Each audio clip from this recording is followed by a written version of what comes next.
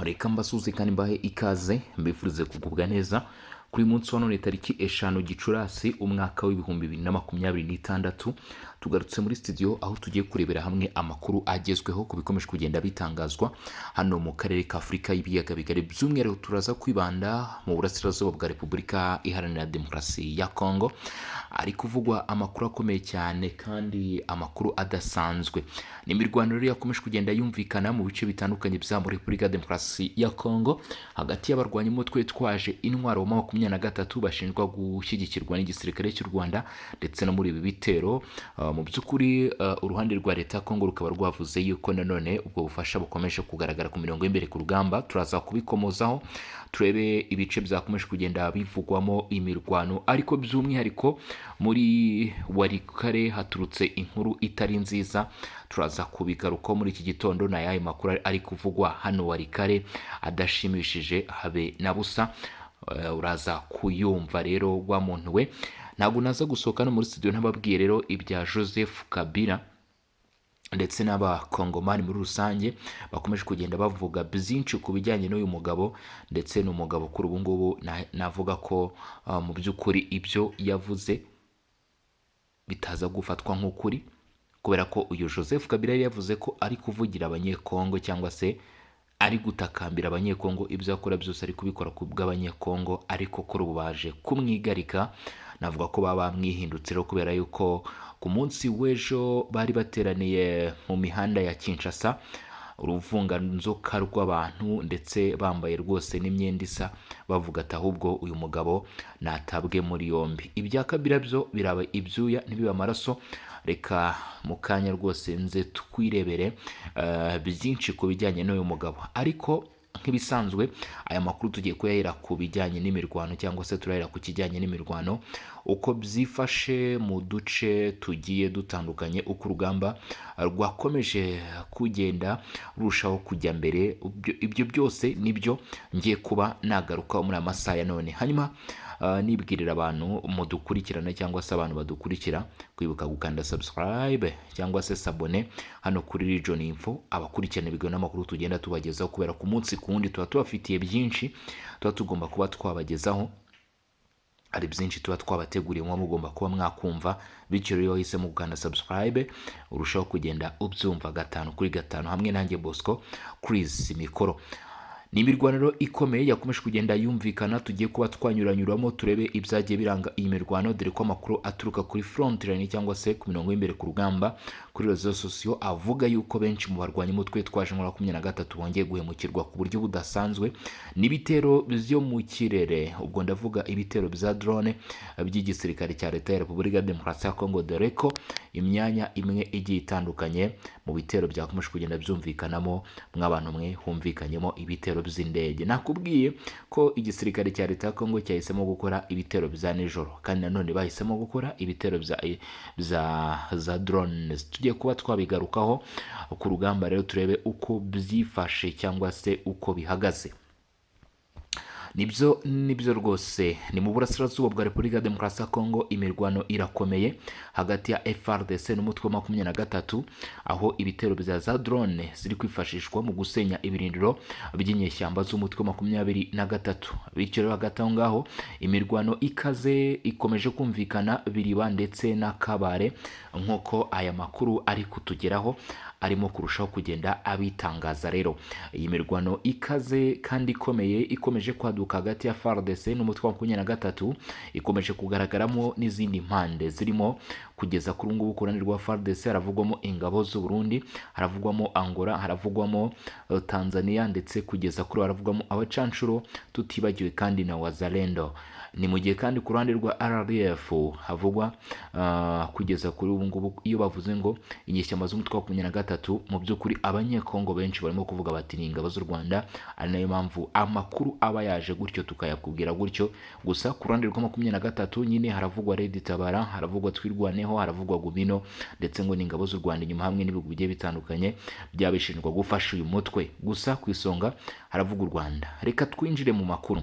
Mu burasirazuba bwa Repubulika ya Demokarasi ya Kongo ni imirwano ikomeje gufata indi ntera hagati y'ingabo za leta ya Kongo FARDC zifatanyije n'imitwe ya Wazalendo ndetse bari guhangana n'umutwe w'abarwanyi ba 23 aho impande zombi zikomeje guhangana zikoresheje intwaro zigezweho ndetse n'uburyo butandukanye bw'imirwanire.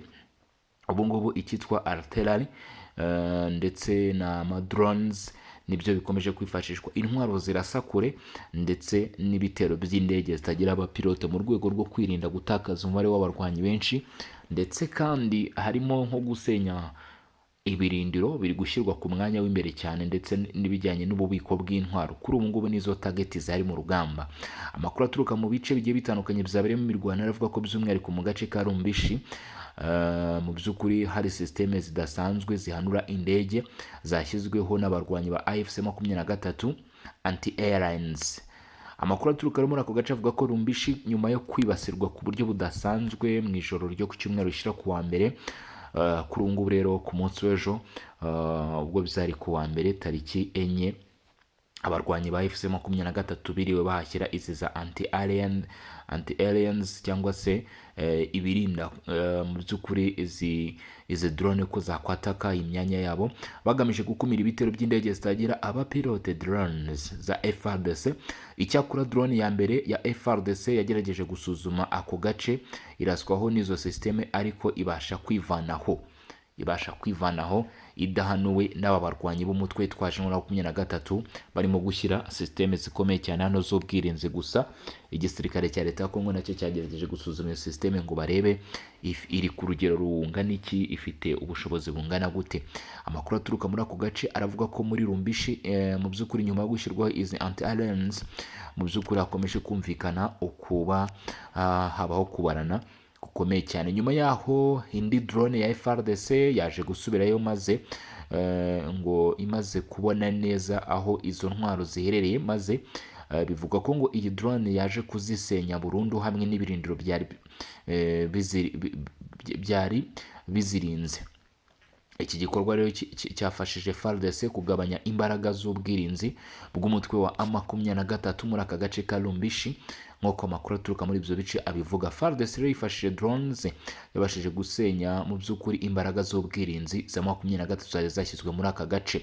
Ku rundi ruhande muri Biriba biravugwa ko umutwe wa 23 wagabye igitero ku birindiro bya Wazalendo na FARDC. Nanone icyakora amakuru avuga ko nyuma yo guhangana gukomeye izi ngabo zasubijwe inyuma n'abazirwanyaga. No kuvuga uyu mutwe wa 23 wagabaga ibitera ahangaha ndetse n'abafatanyije baje gusubizwa inyuma na FARDC ndetse na Wazalendo, bituma mu by'ukuri ngo bahagirira n'igihombo gikomeye cyane cy'abasirikare ndetse n'ibikoresho bya gisirikare.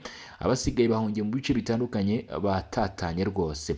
Mu gace ka Kabareho ngo imirwano yatangiye ubwo izi nyeshyamba zagabaga ibitero. Rero igitero ku bintu bya Wazalendo aho bita Irwiro niho inyeshyamba z'umutwe wa 23 zari zagabye rero igitero kidasanzwe. Nanone ni igitero nacyo cyari gikomeye Rwiro ku birindiro bya Wazalendo, ariko aho kwibanda gusa kuri urwo rugamba bamwe mu barwanyi ba Wazalendo bahitsemo guhindura uburyo bwo kwirwanaho berekeza mu gace ka Kajeje aho bategereje izindi nyeshyamba zishobora kuza kubakurikira kugira ngo nyine babashe kurushaho kugenda bahangana mu by'ukuri babone ugutsinda.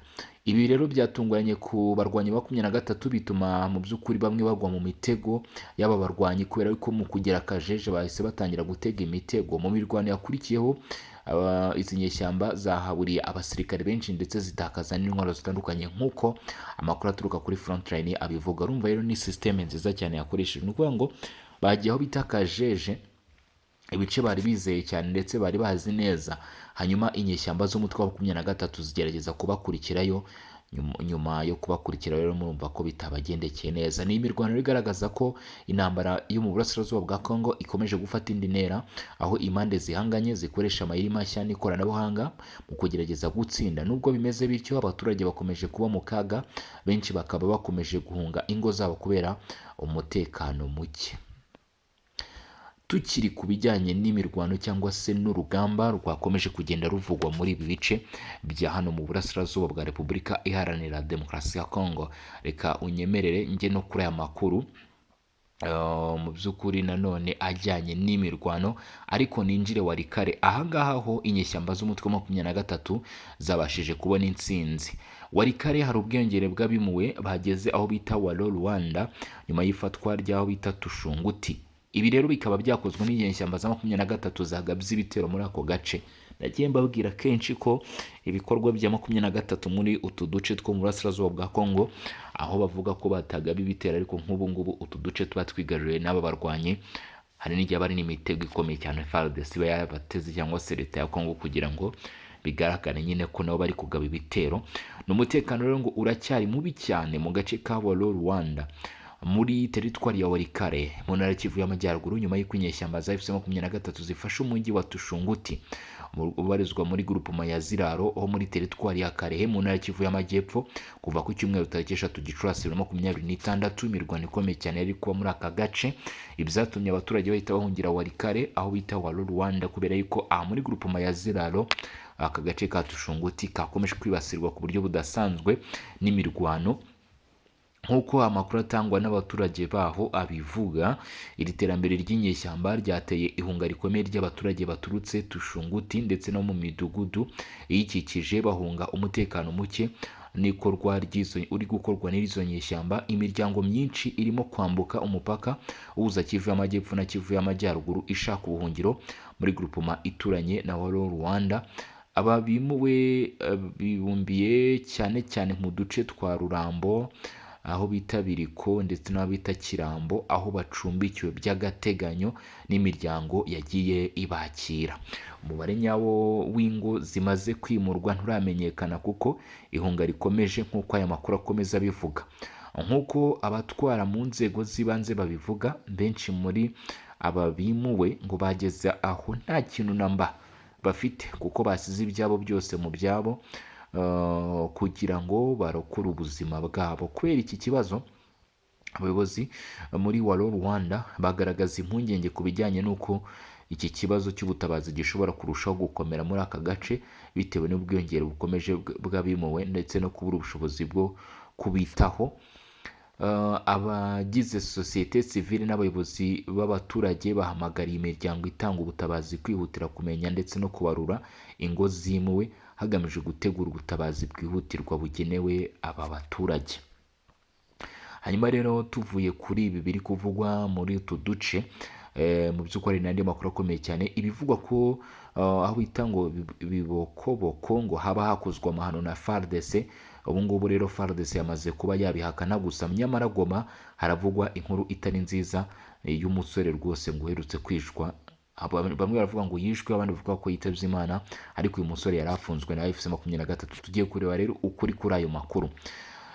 Reka duhere Bibokoboko. Mu gihe umutekano ukomeje kuba muke mu burasirazuba bwa Repubulika Demokarasi ya Kongo, amakuru atandukanye arimo gukwirakwizwa ku mbuga nkoranyambaga n'impande zihanganye, bikaba bituma habaho urujijo ku by'ukuri biri kubera ku kibuga cy'imirwano mu gace ka Baraka. Bibokoboko hari kamwe mu duce turi muri Fizi mu ntara Kivu y'Amajyepfo. Hari amakuru yatangajwe n'impapuro zimwe zifatwa nk'izegamiye ku mutwe w'inyeshyamba wa 23 avuga ko ingabo za leta ya Kongo FARDC ngo zaba zifatanyije n'igisirikare cy'u Burundi ngo zakoze ibikorwa by'amahano byo kwibasira ubwoko ku baturage bo mu midugudu ya Bibokoboko, umudugudu utuwe ahanini n'Abanyamurenge. Ibyo rero ngo bagiye babishinjwa cyane mu by'ukuri na 23, umutwe rero uvuga ko wahagurukiye kurwanya ako karengane. Ariko reka twumve nyuma y'uko izi nyeshyamba zishinjije ingabo za leta ya Kongo ndetse na leta y'u Burundi kugira ibyo bikorwa bakora bimeze bite ubundi. Cyakora ngo amakuru ava mu baturage batuye agaragaza indi shusho itandukanye n'iyo ivugwa n'izo mbuga. Bamwe mu baturage baganiriye ngo n'umunyamakuru bari mu mirima yabo, abandi bari mu mirimo itandukanye ya buri munsi, bavuze ko batabona FARDC n'ingabo z'u Burundi nk'ababagirira nabi, ahubwo ngo babafata nk'ababacungira umutekano. Bityo mu by'ukuri ngo hakurikijwe ubuhamya bw'abo baturage batanze bikaba bigaragaza ko byavuzwe n'izi nyeshyamba bitaba ari ukuri. Umusaza umwe uri mu kigero cy'imyaka irenga 70 ngo yagize ati twe tubona FARDC n'abasirikare b'u Burundi nk'abadukingira, nibo baduha umutekano, nta kibazo dufitanye nabo. Hakurikijwe rero ubwo buhamya urumva ko ibyavuzwe bitaba ari byo. Aya magambo aragaragaza ko hakiri ikinyuranyo gikomeye hagati y'ibitangazwa ku mbuga zimwe na zimwe n'ubuhamya butangwa n'abaturage bari aho ibintu bivugwa byabereye. Ibi bituma hakomeza kwibazwa ku kuri kw'ayo makuru, cyane cyane mu gihe intambara y'amagambo cyangwa se propaganda ikomeje gufata intera mu makimbirane ari mu burasirazuba bwa Kongo. Hagati aho mu mujyi wa Goma hamenyekanye inkuru y'urupfu rutunguranye rw'umusore wari ufunzwe na M23, bikaba byateje impungenge ndetse n'agahinda mu baturage. Reka dusuzume iyi nkuru. Ni umusore witwaga Simwerayi Kahunga. Uyu ngo rero akaba yakomokaga Sake, aho yakoraga umwuga wo gutwara abagenzi kuri moto. Ngo uyu rero yaje kwitaba Imana ku cyumweru tariki 3 Gicurasi aguye muri gereza nkuru ya Munzenze i Goma, aho yari afungiye. Amakuru atangwa nabo mu muryango we n'inshuti ze ngo akaba avuga ko yafashwe n'abarwanyi ba 23 mu buryo bavuga ko butari bukurikije amategeko, nyuma aza koherezwa muri iyo gereza. Icyakora kugeza ubu ntiharamenyekana neza icyateye urupfu rwe. Abamuzi bavuga ko yari umusore ukora cyane ufite ubuzima busanzwe, bityo urupfu rwe rukaba rwaratunguye benshi. Umuryango we uvuga ko wababajwe n'uko ubuzima bwe bwarangiye mu buryo butunguranye kandi budasobanutse. Usaba ko hakorwa iperereza ryimbitse kugira ngo hamenyekane ukuri. Ibi bintu byombi, amakuru avugwa kuri Bibokoboko n'urupfu rwa Simwerayi Kahunga, bigaragaza ko uko ikibazo cy'umutekano mu burasirazuba bwa Kongo gikomeje kuba ingorabahizi, kirimo no guherekezwa n'intambara y'amakuru atizewe neza, ituma ukuri kugorana rero kuba kwamenyekana. Abasesenguzi ku bibazo by'umutekano bavuga ko hakenewe ubushishozi mu kwakira amakuru aturuka mu mpande zitandukanye no gushaka gihamya zifatika zituruka ku babonye ibyabaye, kugira ngo harindwe gukwirakwiza ibihuha bishobora kurushaho kongera umwuka mubi hagati y'impande zihanganye ndetse n'abaturage. Ni mu gihe hakiri byinshi bitarasobanuka, abaturage bakomeje gusaba ko umutekano wabo urindwa, ukuri kukajya ahagaragara ndetse n'abakora ibyaha bagakurikiranwa hakurikijwe amategeko. Reka rero tukiva no kuri aya makuru noneho dusimbukire ku byavuzwe kuri Joseph Kabila wongeye guhinduka rwose umutwe w'inkuru z'ibitangazamakuru byinshi hirya no hino ku isi. Uyu mugabo wabaye kimenya bose rero aravugwaho ibiki. Igihano cyafatiwe Joseph Kabila na Amerika, ngo iki ni icyemezo iki cyemezo ngo ni igisubizo gikomeye ku baturage ba Kongo, nk'uko byatangajwe na Augustin Kabuya wasabye ko byakomeza kugeza ndetse no kwifatwa rye. Ku busabe bw'ishyaka ari ku butegetsi rya UDPS rinakorana n'umukandida unayoboye igihugu Tshisekedi, amashyaka menshi ari mu ihuriro ry'ubumwe bw'igihugu cyangwa se yitwa Union Sacrée des Nations hamwe n'abayoboke bayo n'abarishyigikiye bakoze icyo twakwita nk'imyigaragambyo mu mihanda ya Kinshasa. Intego nyamukuru yari ukugaragaza ko bashyigikiye ibihano byafashwe na Amerika kuri Joseph Kabila Kabange wahoze ari perezida wa Repubulika, ushinjwa gushyigikira umutwe wa AFC-M23 uvugwaho gufashwa n'u Rwanda ndetse no gushyigikira ingamba za leta ya Donald Trump zigamije kugarura amahoro mu burasirazuba bwa Repubulika ya Demokarasi ya Kongo.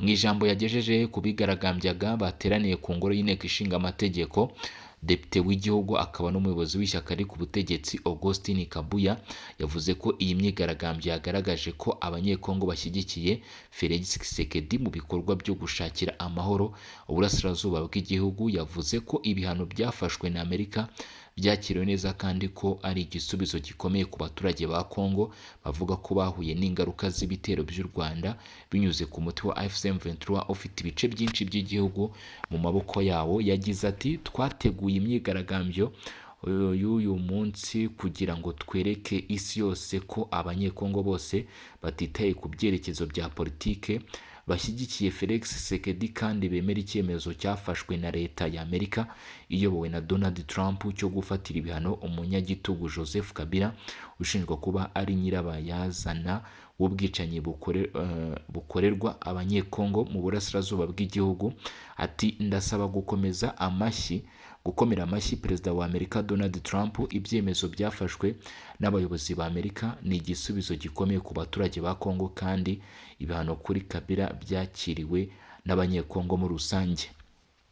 Depite uhagarariye Moamba yavuze ko leta ya Amerika ikwiye gukomeza igatera indi ntambwe igasaba ko Joseph Kabila afatwa byihuse. Yagize ati dusaba abayobozi ba Amerika gukomeza gukaza ingamba kugeza ndetse no gusaba ifatwa rye byihuse. Iyi myigaragambyo yagombaga kuba kwa gatandatu tariki 2 Gicurasi ariko iza kwimurirwa ku wa mbere tariki 4 Gicurasi. Ku munsi w'ejo yaranakozwe mu nama ya politike yabaye kwa gatanu tariki ya 1 Gicurasi. Augustin Kabuya yasobanuye ko kwimura itariki byatewe n'impamvu z'imiyoborere, aho yavuze ko inyandiko y'ishyaka rye yagombaga gushyikirizwa abayobozi b'ambasade aho kuyishyikiriza abashinzwe umutekano. Anongeraho ko mu mpera z'icyumweru ubuyobozi budakora.